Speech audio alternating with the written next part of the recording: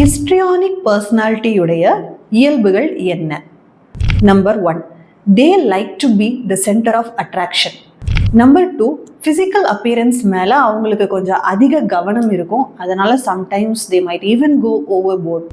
Number 3, அவங்க பேசுறது இம்ப்ரெசிவாகவே இருந்தாலும் கண்டென்ட் வைஸ் டெப்த் இருக்காது. நம்பர் 4, விஷயங்களை சொல்லும் பொழுது கொஞ்சம் ட்ராமாட்டிக் பிஹேவியரை எக்ஸிபிட் பண்ணுவாங்க.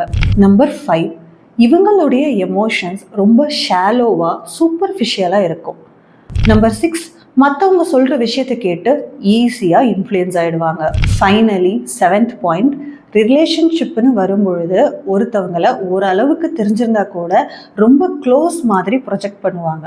ஸோ இந்த மேல் சொன்ன இயல்புகள் எல்லாமே ஒரு பர்டிகுலர் த்ரெஷ்ஹோல்டை தாண்டும் பொழுது அவங்களுக்கும் சரி அவங்கள சுற்றி இருக்கிறவங்களுக்கும் சரி ரிலேஷன்ஷிப் சார்ந்த எமோஷ்னல் இஷ்யூஸ் நிறைய வரதுக்கான வாய்ப்புகள் இருக்குது.